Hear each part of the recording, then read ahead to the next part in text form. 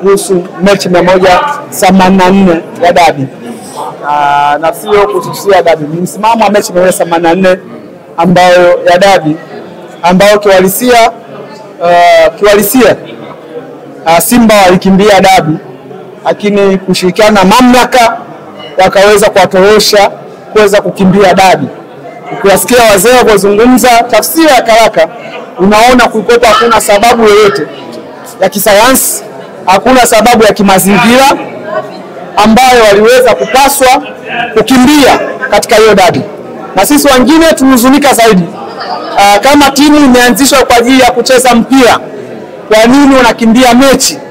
Lakini watu wenye mamlaka wao waliona ni sahihi kukimbiza timu ambayo imeundwa kwa ajili ya kucheza mpira. Wao wametowesha wasicheze mpira, wakacheze mchezo ambao wanaamini wao ni bora zaidi. Ni jambo la fedheha kwa nchi, ni jambo la hovyo katika mpira, na tunaweza kusema ni jambo la kiuni tu, na ni uuni tu ambao ulifanyika tarehe 8 Machi. Sasa walikuja na hoja nyingi ambazo kuhalalisha uuni ambao ulifanyika tarehe 8 Machi. Jambo la kwanza, walikuja na hoja moja ambao hoja hiyo waliosema ya kwanza walisema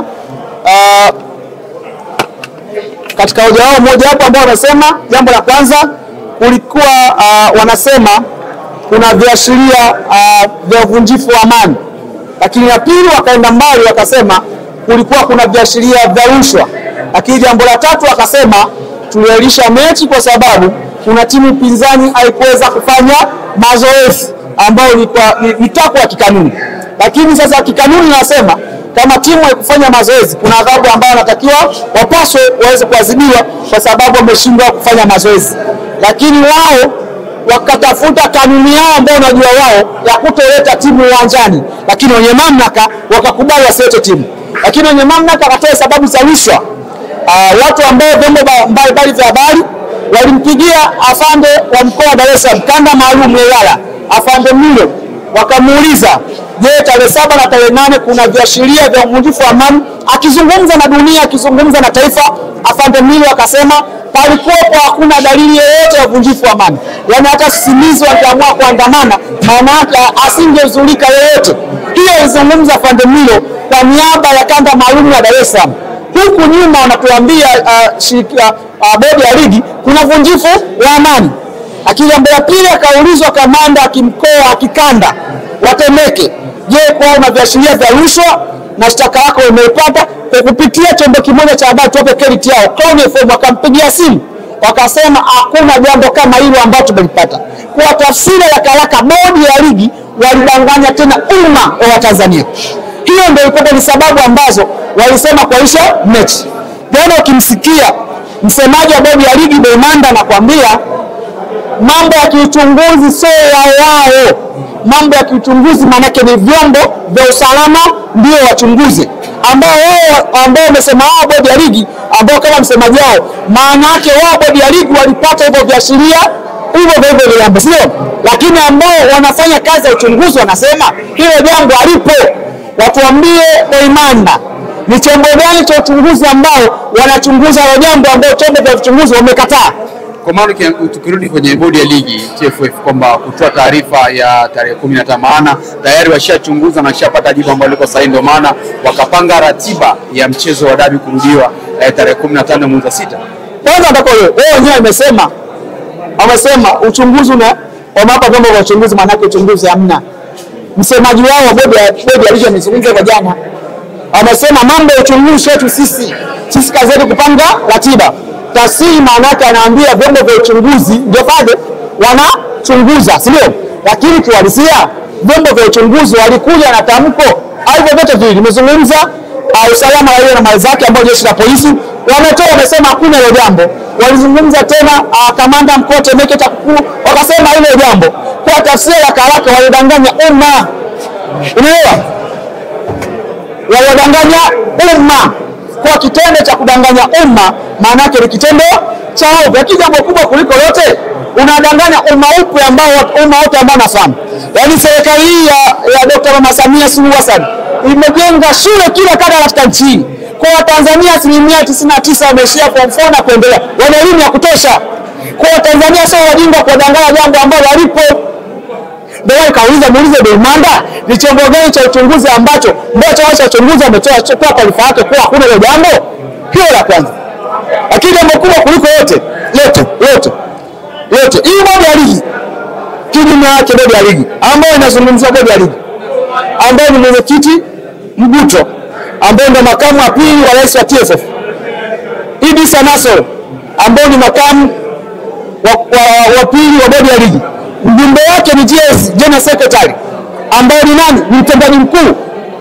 Kuna yani katika muundo wa bodi ya ligi kuna vyeo vikubwa viwili, kuna CO ambaye ni Amas Kasongo, alafu kuna General Secretary ni mtendaji mkuu General Secretary ambao ni kidau katibu mkuu wa TFF. Na ukisikia haya mambo watu wengi wanamwambia aondoke nani? Aondoke Mguto. Watu wengi utasikia aondoke Amas Kasongo, sio? Lakini mbona General Secretary katibu ambaye yuko katika bodi ya ligi mbona mwishi? Na mimi naanza kupata mashaka hapo. Na hii vyombo vya uchunguzi tusaidie. Na hii tunaomba vyombo vya uchunguzi mtusaidie. Mawasiliano tarehe 7, mawasiliano tarehe 8. Bodi ya ligi wote ambao tarehe 7 tarehe 8 mawasiliano nao wanaomba wachunguze, tuangalie. Inawezekana kuna mtu ndiye alitoa influence ya kualisha hiyo mechi na sio bodi ya ligi. Serikali tusaidie kutoka katika engo hii ili tuende mbele zaidi, kwa sababu mimi sijaona na sina imani hiyo. Yani nikimwangalia unajua mahakamani pako hivi, unaweza ukimwangalia mtu body language jinsi anavyoongea anavyozungumza, ukiweza kutumia sheria za kumkamata, na askari wengi watumiaga hayo mambo kufanya kwa shughuli zao za taratibu, kuangalia watu kama ni mwalifu au sio mwalifu. Mimi nikimwangalia ile body language ya Mguto, nikiangalia body language ya Amas Kasongo ambaye ni mtendaji mkuu, nikiangalia kitaalamu hawa watu, kuna mtu ambaye waliwasukuma kufanya hilo jambo. Sura yao na kuzungumza na vyombo vya habari, hao kutana nao unaona sio. Sasa hiyo inahitaji kwenda shule. Sisi ambao tumesema psychology ndio tunaanza tukaapply katika hivyo vitu, sio? Ndio maana tukasema tunahitaji mawasiliano nao hawa wote hawa wachunguze mawasiliano tarehe 7 na tarehe 8. Wakifanya uchunguzi watakuja na jibu ambayo itakuwa ni mwarobaini wa mpira wa nchi. Hii ambayo watumia vibuli vyao havitasaidia. Hii ambayo tumeweza nguvu zao hazitasaidia, kwa sababu sisi wengine tunafahamu, tunaona tuna maarifa, kuna jambo hapa liko sawa, lakini haiwezekani.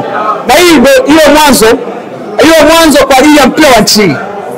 Hii bodi ya ligi kiangalia jinsi ilivyo, haina muundo ambao duniani, muundo ambao unatumika katika bodi ya ligi.